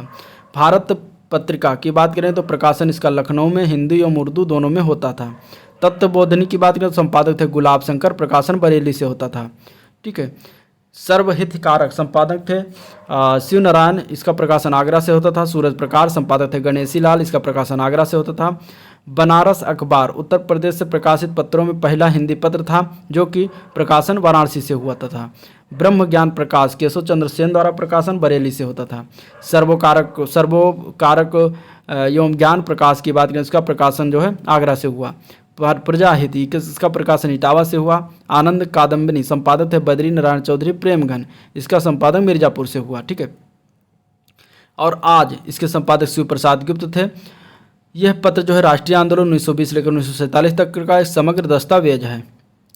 उत्तर प्रदेश उर्दू पत्रकारिता एवं तथ्य संबंधित तथ्य की बात करते हैं तो देखिए, वर्तमान में उत्तर प्रदेश में कौमी ऐलान, कौमी खबरें, इकदाम, जदीद अमल, सहाफ़त, अनावार कौम यानी लखनऊ, आवाज़ मुल्क, ठीक है, वाराणसी, सियासत जदीद, कानपुर आदि उर्दू दैनिक प्रकाशित हो रहे हैं। ठीक है, इसके बाद नागरी लिपि में उर्दू मिश्रित हिंदी का पहला अखबार की बात करें तो बनारस अखबार 1845 में राजा शिव प्रसाद सितारे हिंद ने निकाला था। ठीक है, कामरेड व हिंदी हमदर्द अखबार जो है प्रकाशन इसका मौलाना मोहम्मद अली जौहर द्वारा किया गया है। उत्तर प्रदेश से प्रकाशित उर्दू का पहला अखबार की बात करें तो उत्तर प्रदेश प्रकाशन विभाग के अनुसार सदरुल था और अखबार जो कि प्रकाशन 1848 में आगरा से हुआ। इसके संपादक प्रोफेसर सिम्फेक द्वारा आगरा कॉलेज से किया गया था। ठीक है, असदुल अखबार जो साप्ताहिक हुआ करता था, इसका प्रकाशन आगरा से मुंशी कमरुद्दीन द्वारा किया गया था। लखनऊ से प्रकाशित उर्दू का पहला अखबार था लखनऊ अखबार, जो कि प्रकाशन इसका लालजी द्वारा किया गया। भारत में प्रकाशित उर्दू का पहला अखबार था जाम ए जहम नुमा, इसका प्रकाशन 1822 में कलकत्ता से हुआ। संपादक थे सदा सुखलाल, उत्तर प्रदेश के मिर्जापुर के निवासी थे। ठीक है, इसके बाद उत्तर प्रदेश राजनीतिक एवं प्रशासनिक ढांचा की बात करते हैं तो उसमें देखिए, राजनीतिक एवं प्रशासनिक ढांचा तो भारतीय संविधान के तहत उत्तर प्रदेश में विधानमंडल की व्यवस्था की गई है, जिसका निर्माण राज्यपाल और 2 सदनों विधान परिषद और विधानसभा से मिलकर होता है। राज्य की कार्यपालिका शक्ति राज्यपाल में निहित है अनुच्छेद 154 के तहत, और इसका उपयोग वह संविधान के अनुसार या तो स्वयं या फिर अपने अधीनस्थ अधिकारियों के माध्यम से करता है। ठीक है, अब राज्यपाल की बात कर लेते हैं। पद, योग्यता एवं आदि संबंधी प्रमुख तथ्य तो राज्यपाल की नियुक्ति जो है राष्ट्रपति द्वारा की जाती है अनुच्छेद 155 के तहत। राज्यपाल का पद जो है हेतु न्यूनतम आयु जो होना चाहिए वो 35 वर्ष होना चाहिए। राज्यपाल पद हेतु जो भारत का नागरिक होना अनिवार्य है, किसी भी लाभ के पद पर ना हो। राज्यपाल की सहायता के लिए मुख्यमंत्री की अध्यक्षता गठित एक मंत्रिपरिषद होती है, और यह मंत्रिपरिषद ऐसे मामलों को छोड़कर जिसमें विधान के अंतर्गत राज्यपाल को स्वविवेक से निर्णय लेना हो, शेष सभी कार्यों में उसकी सहायता करती है अनुच्छेद 163 के अंतर्गत। ठीक है, राज्यपाल का वेतन जो होता है वो 3,50,000 रुपये प्रति माह होता है। राज्यपाल राष्ट्रपति के प्रसाद पर्यंत तक अपना पद धारण करता है अनुच्छेद 156(1) के तहत। पद ग्रहण करने की तिथि की कार्यावधि जो होती है वो 5 वर्ष होती है। राज्यपाल अपना पद ग्रहण करने के पूर्व राज्य के उच्च न्यायालय के मुख्य न्यायाधीश या उसकी अनुपस्थिति में उच्च न्यायालय के उपलब्ध ज्येष्ठतम न्यायाधीश के समक्ष जो है शपथ लेता है अनुच्छेद 159 के तहत। ठीक है, राज्यपाल को राज्य कार्यपालिका शक्ति के अंतर्गत किसी अपराध में अथवा किसी विधि के विरुद्ध दोष सिद्ध व्यक्ति के दंड को क्षमा, प्रविलंबन, विराम या परिहार करने का अथवा दंडादेश, निलंबन, परिहार या लघुकरण का अधिकार है, अनुच्छेद 161 के अंतर्गत दिया गया है। राज्यपाल राष्ट्रपति को संबोधित त्यागपत्र देकर अपना त्याग दे सकता है। ठीक है, इसके बाद सुश्री मायावती एकमात्र राजनीतिक है जिन्होंने उत्तर प्रदेश के मुख्यमंत्री पद को 4 बार यानी कि 4 अलग अलग कार्यकाल में सुशोभित किया है। उत्तर प्रदेश की वर्तमान राज्यपाल श्रीमती आनंदीबेन पटेल हैं, जो कि 29 जुलाई से 2019 से लेकर अब तक हैं। उत्तर प्रदेश की पहली महिला मुख्यमंत्री देश की किसी भी राज्य की श्रीमती सुचेता कृपलानी थी 2 अक्टूबर 1963 से लेकर 13 मार्च 1967 तक। इसके बाद उत्तर प्रदेश की पहली महिला राज्यपाल बनी थी, भारत की प्रथम महिला राज्यपाल भी वहीं बनी थी, श्रीमती सरोजिनी नायडू 15 अगस्त 1947 से लेकर 2 मार्च 1949 तक। चौधरी चरण सिंह एवं विश्वनाथ प्रताप सिंह ने उत्तर प्रदेश के मुख्यमंत्री रहने के साथ साथ भारत के प्रधानमंत्री को भी सुशोभित किया। मोहम्मद शफी कुरैशी 2 बार उत्तर प्रदेश के कार्यवाहक राज्यपाल रहे। उत्तर प्रदेश के अगर बात करें तो 3 राजनीतिज्ञों को 3 बार उत्तर प्रदेश के मुख्यमंत्री बनने का गौरव प्राप्त हुआ। उनमें से हैं चंद्रभान गुप्त, नारायण दत्त तिवारी एवं मुलायम सिंह यादव। इनमें से चंद्रभान गुप्त, नारायण दत्त तिवारी 4 कार्यकालों जिनमें से 2 लगातार में प्रदेश के मुख्यमंत्री रहे। अब उत्तर प्रदेश के राज्यपाल 1921 से लेकर अब तक। ठीक है, तो संयुक्त प्रांत में जो थे सर्वप्रथम राज्यपाल बनाया गया था उत्तर प्रदेश का, उनका नाम था सर हरकोर्ट स्पेंसर बटलर। ठीक है, इनके नाम पर एक इंजीनियरिंग कॉलेज भी है सरकारी, जिसका Harcourt Butler Institute of Technology जो कहा जाता है कानपुर में है। ठीक है, तो वो पहले राज्यपाल थे 3 जनवरी 1921 से लेकर 31 दिसंबर 1922 तक। इसके बाद जो है इतने सारे राज्यपाल बने। आज़ादी के बाद पहले राज्यपाल बनी श्रीमती सरोजिनी नायडू। ठीक है, और आज की डेट में अगर देखा जाए तो 20वें नंबर पर जो है श्रीमती आनंदीबेन पटेल इसमें वर्तमान में राज्यपाल हैं। उत्तर प्रदेश के विधान परिषद में विधानसभा संबंधी प्रमुख तथ्यों की बात करते हैं। तो सबसे पहले विधान परिषद का देखते हैं। विधान परिषद उत्तर प्रदेश में विधान परिषद की कुल संख्या सदस्यों की संख्या टोटल 100 है। ये एक अस्थायी सदन है और प्रत्येक सदस्य का कार्यकाल 6 वर्ष होता है। प्रत्येक 2 वर्ष पर यथाशक्त 1/3 सदस्य जो है सेवानिवृत्त हो जाते हैं। भारतीय संविधान के अनुसार विधान परिषद का गठन या समापन राज्य के विधानसभा के संकल्प अथवा प्रस्ताव पर संसद द्वारा किया जाता है अनुच्छेद 169 के तहत। विधान परिषद विधानसभा द्वारा पारित किसी विधेयक यानी धन्य विधेयक से भिन्न हो को प्रथम बार 3 माह तक तथा द्वितीय बार 1 माह तक रोके रख सकती है। संयुक्त प्रांत विधान परिषद के प्रथम सभापति बने थे डॉक्टर सर सीताराम। उत्तर प्रदेश विधान परिषद के प्रथम सभापति थे श्री चंद्रभाल। वर्तमान में उत्तर प्रदेश के विधान परिषद के सभापति हैं कुंवर मानवेंद्र सिंह, प्रोटेम स्पीकर बने हैं। वर्तमान में उत्तर प्रदेश विधान परिषद में नेता सदन है डॉक्टर दिनेश शर्मा भाजपा के, ठीक है। उत्तर प्रदेश विधान परिषद में नेता विरोधी दल है संजय लाठर सपा के। विधानसभा की बात करते हैं तो उत्तर प्रदेश की विधानसभा सदस्यों की संख्या टोटल 403 है। विधानसभा सदस्य संबंधित चुनाव निर्वाचन क्षेत्रों के वयस्क मतदाताओं यानी कि 18 वर्ष या इससे अधिक आयु द्वारा प्रत्यक्ष रूप से चुने जाते हैं। मंत्रिपरिषद राज्य की विधानसभा के प्रति सामूहिक रूप से उत्तरदायी होती है, ठीक है। उत्तर प्रदेश में सर्वाधिक विधानसभा सीट जो है प्रयागराज में टोटल 12 और सबसे कम विधानसभा सीट वाले जिले जो है चित्रकूट, हमीरपुर और ललितपुर, महोबा और श्रावस्ती में प्रत्येक में 2-2 सीट, ठीक है। विधानसभा का कार्य संचालन अध्यक्ष एवं उसकी अनुपस्थिति में उपाध्यक्ष करता है। उत्तर प्रदेश में विधानसभा के प्रथम अध्यक्ष थे राजर्षि पुरुषोत्तम दास टंडन, ठीक है। 31 जुलाई 1937 से लेकर 10 अगस्त 1950 तक। विधानसभा के सर्वाधिक 3 बार अध्यक्ष बने हैं आत्माराम गोविंद खेर और केसरीनाथ त्रिपाठी। श्री बनारसी दास व श्री श्रीपति मिश्र उत्तर प्रदेश के विधानसभा के ऐसे अध्यक्ष थे जो उत्तर प्रदेश के मुख्यमंत्री भी बने। उत्तर प्रदेश विधानसभा के वर्तमान अध्यक्ष हैं सतीश महाना, ठीक है। लेकिन अभी जो नया निर्वाचन हुआ है तो उसमें जो है सारे बदल गए हैं। तो आप लोग उसके लिए मेरा जो करंट अफेयर का जो मैं चला रहा हूँ करंट क्विज घटना चक्र का, उसका वॉल्यूम 2 में डालने वाला हूँ। तो उसमें जो ये उत्तर प्रदेश और जो बाकी 4 राज्यों में जो चुनाव है उससे संबंधित में सारे डिटेल में उसमें बात करूँगा। अगला देखते हैं उत्तर प्रदेश विधानसभा के सभापति एवं संबंधित कार्यकाल की बात करते हैं। तो सीताराम पहले थे जो 19 अगस्त 1925 से लेकर 12 मार्च 1947 तक रहे। इसके बाद देख लेते हैं, ठीक है। लास्ट में देखते हैं तो कुंवर इस समय जो वर्तमान में मानवेंद्र सिंह है 2021 से वर्तमान तक। उत्तर प्रदेश राज्यसभा एवं लोकसभा संबंधित तथ्यों की बात करते हैं तो उत्तर प्रदेश में लोकसभा हेतु सदस्य की संख्या जो है टोटल 80 है, ठीक है। राज्यसभा के सदस्यों का कार्यकाल 6 वर्ष होता है। अनुसूचित जाति के लिए प्रदेश की लोकसभा सीटों है तो आरक्षित सीटें कितनी है तो कोई नहीं है। उत्तर प्रदेश में राज्यसभा हेतु जो है सदस्य की संख्या कितनी है 31 है, ठीक है। लोकसभा का कार्यकाल टोटल 5 वर्ष का होता है। इसके बाद अगर हम बात करते हैं अनुसूचित जाति के लिए प्रदेश में जो है लोकसभा हेतु आरक्षित सीटें टोटल कितनी है तो 17 है। अब वो 17 सीटें कौन कौन सी ये देख लेते हैं। तो नगीना, बुलंदशहर, हाथरस, आगरा, शाहजहांपुर, हरदोई, मिश्रिख, मोहनलालगंज, इटावा, जालौन, कौशाम्बी, बाराबंकी, बहराइच, बांसगांव, लालगंज, मछलीशहर, राबर्ट्सगंज, ये टोटल 17 सीटें हैं, ठीक है। अब मुख्यमंत्री के लिए देख लेते हैं। तो मुख्यमंत्री राज्य के प्रशासन संबंधी मंत्रिपरिषद के समस्त निर्णयों एवं प्रशासन के विधान के लिए जो प्रस्तावित उच्च मामलों की जानकारी राज्यपाल को देता है, जिसकी सूचना राज्यपाल स्वयं मांगते हैं। ये अनुच्छेद 167 में लिखा हुआ है, ठीक है। उत्तर प्रदेश के प्रथम मुख्यमंत्री गोविंद बल्लभ पंत थे। उत्तर प्रदेश के मुख्यमंत्री की नियुक्ति राज्यपाल द्वारा की जाती है। राज्यपाल मुख्यमंत्री के परामर्श पर अन्य मंत्रियों की नियुक्ति किया जाता है। नारायण दत्त तिवारी उत्तर प्रदेश के एकमात्र राजनीतिक थे जिन्होंने उत्तर प्रदेश के अलावा एक दूसरे राज्य उत्तराखंड के मुख्यमंत्री को भी पद को भी सुशोभित किया। चौधरी चरण सिंह और विश्वनाथ प्रताप सिंह ने उत्तर प्रदेश में मुख्यमंत्री रहने के साथ साथ प्रधानमंत्री पद को भी सुशोभित किया है। मंत्रिपरिषद राज्य की विधानसभा के प्रति सामूहिक रूप से उत्तरदायी होती है। जवाहरलाल नेहरू, लाल बहादुर शास्त्री, इंदिरा गांधी, चौधरी चरण सिंह, राजीव गांधी, विश्वनाथ प्रताप सिंह, चंद्रशेखर, अटल बिहारी वाजपेयी उत्तर प्रदेश के ऐसे राजनीतिज्ञ हैं जो भारत के प्रधानमंत्री भी रहे। प्रधानमंत्री मोदी भी उत्तर प्रदेश से वाराणसी से प्रतिनिधित्व कर रहे हैं। अब उत्तर प्रदेश के मुख्यमंत्रियों की बात करते हैं तो पहले मुख्यमंत्री थे पंडित गोविंद बल्लभ पंत 1 अप्रैल 1946 से लेकर 27 दिसंबर 1954 तक।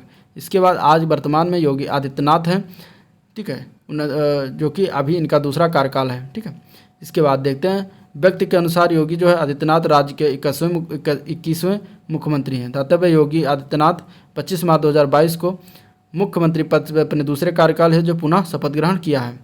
दातव्य है कि 21 फरवरी से 23 फरवरी 1998 के दौरान राज्यपाल द्वारा जगदम्बिका पाल को मुख्यमंत्री पद की शपथ दिलाई गई, ठीक है, लेकिन बाद में सर्वोच्च न्यायालय द्वारा इनकी नियुक्ति को अवैध घोषित कर दिया गया। अगला पॉइंट देखते हैं, उत्तर प्रदेश विधानसभा के अध्यक्ष की बात करते हैं। तो पहले विधानसभा अध्यक्ष थे पुरुषोत्तम दास टंडन, ठीक है। इसके बाद आज वर्तमान में हृदय नारायण दीक्षित जो कि 29 मार्च 2022 तक के अध्यक्ष रहे थे, ठीक है। अब पंचायती राज की बात करते हैं।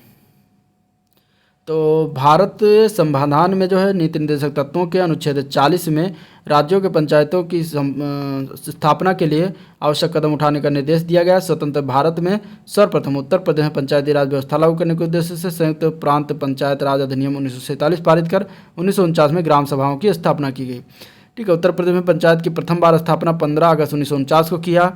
पंचायतों में मतदाता बनने की न्यूनतम आयु होती है 18 वर्ष। पंचायतों के सदस्य अथवा प्रधान या अन्य पदाधिकारियों की न्यूनतम आयु कितनी होती है? 21 वर्ष होती है, ठीक है। प्रमुख तथ्यों की बात करते हैं तो बलवंत राय मेहता समिति जो थी उनकी सिफारिशों के आधार पर विकेंद्रीकरण के सिद्धांतों के अनुरूप उत्तर प्रदेश के क्षेत्र पंचायत जिला पंचायत अधिनियम 1961 को क्रियान्वित किया गया। उपर्युक्त अधिनियम के अनुसार उत्तर प्रदेश में त्रिस्तरीय पंचायती राज व्यवस्था प्रारंभ हुई। 73वां संविधान संशोधन 1992 के द्वारा भारतीय संविधान में भाग 9 में अनुच्छेद 243 ओ तक, ठीक है, पंचायती राज संस्थाओं को संवैधानिक दर्जा प्रदान किया गया। 73वां संविधान संशोधन अनुक्रम में उत्तर प्रदेश पंचायत विधि संशोधन 1994 बनाया गया जो 22 अप्रैल 1994 को प्रदेश में प्रवृत्त हुआ। इसके द्वारा संयुक्त प्रांत पंचायत राज अधिनियम में अपेक्षित संशोधन किए गए। इसके पश्चात भी इसमें कई बार संशोधन किए गए। पंचायतों का चुनाव राज्य निर्वाचन आयोग के द्वारा 1995 से किया जा रहा है, ठीक है। उत्तर प्रदेश में अधिसूचना दिनांक जो है 23 अप्रैल 1994 के द्वारा पंचायतों एवं नगरीय चुनाव कराने हेतु राज्य निर्वाचन आयोग की स्थापना हुई, ठीक है। पंचायतों को आर्थिक रूप से सुदृढ़ करने और सुशासन इकाई के रूप में सक्षम बनाने के लिए संविधान की 11वीं अनुसूची में कार्यों के पंचायतों को हस्तांतरित किया गया। इसके बाद अब त्रिस्तरीय जो पंचायती राज उत्तर प्रदेश में उसको देखते हैं। तो पहला है उसमें जिला पंचायत, दूसरा क्षेत्र पंचायत, तीसरा ग्राम पंचायत आता है, ठीक है। प्रत्येक जिले में जो है जिला पंचायत गठित होता है। अध्यक्ष एवं उपाध्यक्ष का चुनाव चुने हुए सदस्यों के द्वारा इसका सदस्यों के बीच से जिला पंचायत अध्यक्ष चुनते हैं। जिला पंचायत के सदस्यों का चुनाव प्रत्यक्ष रूप से मतदाताओं द्वारा होता है। सदस्यों का जो है क्षेत्र पंचायत के सदस्यों का चुनाव प्रत्यक्ष रूप से मतदाताओं द्वारा होता है। और प्रत्येक क्षेत्र पंचायत में एक प्रमुख तथा एक उप प्रमुख एवं सदस्य होते हैं। प्रमुख तथा उप प्रमुख का चुनाव जो सदस्यों का द्वारा अपने बीच से होता है, ठीक है। इसके बाद ग्राम पंचायत की बात करें तो इसका अध्यक्ष जो होता है ग्राम प्रधान होता है। ग्राम पंचायतों का गठन यथासंभव 1000 आबादी पर होता है। ग्राम प्रधान एवं ग्राम पंचायत के सदस्यों का चुनाव प्रत्यक्ष रूप से ग्राम सभा के मतदाताओं द्वारा। उप प्रधान का चुनाव ग्राम पंचायत के चुने हुए सदस्यों द्वारा। ग्राम पंचायत के सदस्यों की संख्या का निर्धारण जनसंख्या के आधार पर होता है। 1000 तक जनसंख्या पर जो है 9 सदस्य, 1000 से अधिक किंतु 2000 से कम हो तो 11 सदस्य, 2000 से अधिक किंतु 3000 से कम हो तो 13 सदस्य और 3000 से अधिक जनसंख्या हो तो 15 सदस्य नियुक्त होते हैं, ठीक है। ग्राम पंचायत की बैठक की बात करें तो ग्राम पंचायत का सचिव ग्राम विकास अधिकारी यानी वीडीओ होता है और एक ग्राम विकास अधिकारी का वर्तमान में 5 ग्राम पंचायतों का कार्य देखता है। कार्य संपादन हेतु ग्राम पंचायत की बैठक जो सामान्यतः प्रत्येक मास में कम से कम एक बार होता है। दो लगातार बैठकों के बीच 2 मास से अधिक का अंतर नहीं होना चाहिए। किसी ग्राम पंचायत की प्रथम बैठक उस ग्राम पंचायत के गठन के 30 दिन के भीतर होना अनिवार्य है। प्रतिवर्ष 2 सामान्य बैठकें प्रत्येक ग्राम सभा की होनी चाहिए, ठीक है। ग्राम सभा की बैठकें जो होती हैं द्वितीय प्रथम की बात करें तो खरीफ जो 2 सामान्य बैठकें होती हैं, पहली होनी चाहिए खरीफ की बैठक यानी खरीफ फसल काटने के तुरंत बाद, और दूसरी होती है बैठक होती है रबी की फसल की बैठक के बाद जो उसकी रबी की फसल के काटने के तुरंत बाद संपन्न होती है। ग्राम प्रधान को हटाने की प्रक्रिया क्या है इसको जान लेते हैं। तो ग्राम प्रधान को हटाने है तो ग्राम पंचायत द्वारा एक विशेष बैठक बुलाई जाती है जिसकी 15 दिन पूर्व सूचना देनी अनिवार्य होती है। इस बैठक में ग्राम सभा के उपस्थित और मतदान करने वाले सदस्यों के 2/3 बहुमत द्वारा प्रधान को हटाया जा सकता है। ग्राम प्रधान को हटाने के लिए बुलाई गई विशेष बैठक के लिए गणपूर्ति का होना आवश्यक है जो उस ग्राम सभा के 1/3 सदस्यों से कम नहीं होगी। यदि बैठक में गणपूर्ति या अपेक्षित बहुमत न होने के कारण प्रधान को हटाने हेतु प्रस्ताव पारित न हो सके तो उसी प्रधान को हटाने के लिए दूसरा इस प्रकार का प्रस्ताव उस बैठक के 1 वर्ष के भीतर नहीं लाया जा सकता, ठीक है। वर्तमान में पंचायती राज विभाग द्वारा क्रियान्वित किए जा रहे कुछ प्रमुख कार्यक्रम। तो प्रदेश के ग्रामीण क्षेत्रों में अंत्योष्ट स्थलों का विकास, ग्रामीण स्वच्छता कार्यक्रम, स्वच्छ भारत अभियान के तहत पंचायती राज पदाधिकारियों व कर्मियों का प्रशिक्षण कार्यक्रम, राजीव गांधी पंचायत सशक्तिकरण अभियान, बहुउद्देशीय पंचायत भवन अथवा भारत निर्माण राजीव गांधी सेवा केंद्रों का निर्माण, डॉक्टर राम मनोहर लोहिया के समग्र विकास ग्रामीण विकास योजना अंतर्गत आंतरिक गलियों की में जो है सीसी रोड एवं केसी ड्रोन तथा इंटरलॉकिंग टाइल्स की स्थापना, भूख मुक्ति एवं जीवन रक्षा गारंटी योजना, पिछड़ा क्षेत्र अनुदान निधि कार्यक्रम, राज्य वित्त आयोग एवं 14वें वित्त आयोग की संस्तुतियों के आधार पर ग्रामीण स्थानीय निकायों को अनुदान। अब वित्त आयोग के बारे में जानते हैं। राज्य वित्त आयोग, प्रथम राज्य वित्त आयोग का गठन हुआ था 1994 में, ठीक है। इसके बाद संप्रति नगर निकायों को कुल विभाज्य पुल का 60% तथा पंचायती राज संस्थाओं को 40% इसमें दिया जा रहा है, ठीक है। उत्तर प्रदेश पंचायती राज अधिनियम 1947 अथवा संशोधित की धारा 32 का के प्रावधानों के अंतर्गत राज्यपाल प्रत्येक 5 वर्ष पर राज्य वित्त आयोग का गठन करता है, ठीक है। राज्य वित्त आयोग का गठन जो है प्रत्येक 5 वर्ष पर अनुच्छेद 243 आई के अनुसार होता है। 5वां उत्तर प्रदेश राज्य वित्त आयोग जो है अध्यक्ष इसके बने थे आनंद मिश्र और 2015 में गठन किया गया था। पंचायती राज संस्थाओं के अंश से 20% जिला पंचायत को, 10% क्षेत्र पंचायत और 70% ग्राम पंचायत को दिया जाता है। प्रमुख परीक्षा उपयोगी क्या कहते हैं कि उत्तर जान लेते हैं, तथ्य जान लेते हैं। देखिए, उत्तर प्रदेश में नवीनतम 6ठे पंचायत आम चुनाव जो है अप्रैल 2021 में 4 चरणों में संपन्न हुआ, ठीक है। यह चुनाव कुल 75 जिला पंचायतों, कुल 826 क्षेत्र पंचायत और 58,176 ग्राम पंचायतों में कराए गए, ठीक है। उत्तर प्रदेश में अधिसूचना दिनांक 23 अप्रैल 1994 के द्वारा पंचायतों एवं नगरीय निकायों का चुनाव कराने हेतु राज्य निर्वाचन आयोग की स्थापना की गई है। पंचायतों का चुनाव राज्य निर्वाचन आयोग के वर्ष 1995 से कराया जा रहा है। नगर निकाय, नगर निकाय की बात करते हैं। देखिए, नगर निगम प्रणाली के लिए विशेष व्यवस्था के लिए विशेष व्यवस्था है 74वां संविधान संशोधन 1992 के द्वारा भाग 9 का के तहत संविधान में अनुच्छेद 243 से लेकर 243 ZG तक है। निगम में निर्वाचित होने वाले सदस्यों की संख्या 60 से कम तथा 110 से अधिक नहीं हो सकती।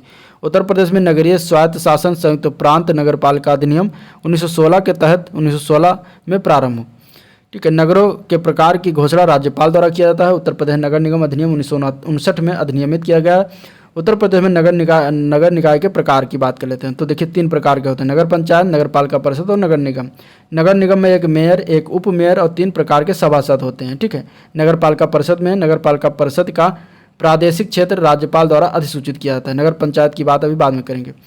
अब देखिए, सभासदों में 3 प्रकार के सभासद होते हैं, निर्वाचित, मनोनीत, पदेन। पदेन सदस्यों के अंतर्गत 4 नगर क्षेत्र वाले लोकसभा और राज्यसभा सदस्य, विधानसभा एवं विधान परिषद सदस्य आते हैं। मेयर का निर्वाचन जो है प्रत्यक्ष रूप से वयस्क जनता द्वारा होता है। मेयर 5 वर्ष हेतु चुने जाते हैं तथा पद धारण तिथि से 2 वर्ष तक उसके खिलाफ अविश्वास प्रस्ताव नहीं लाया जा सकता। यदि 2 वर्ष बाद अविश्वास प्रस्ताव लाया जाता है तो वो पारित नहीं होता, तो फिर उसी तिथि से पुनः 2 वर्ष तक अविश्वास प्रस्ताव नहीं लाया जा सकता। तो ये था पार्ट 2 यूपीजीएस चित्रात्मक प्रस्तुति का, जिसका हम लोगों ने डिस्कस किया। और अगर वीडियो पसंद आया हो तो लाइक करिए, चैनल को सब्सक्राइब करिए, साथ में अपने दोस्तों में ज़्यादा से ज़्यादा शेयर करिए, ठीक है। और मिलते हैं, आज का पार्ट 2 ख़त्म हो गया है। पार्ट 1 का हम लिंक डिस्क्रिप्शन में दे दूँगा, आप लोग वहाँ से उसको भी देखिएगा। और अगले वीडियो में हम इसका पार्ट 3 का डिस्कस करेंगे, ठीक है। तो वीडियो को देखना बहुत इंपॉर्टेंट है। तो आज के लिए इतना ही, मिलते हैं नेक्स्ट दिन, तब तक के लिए थैंक यू।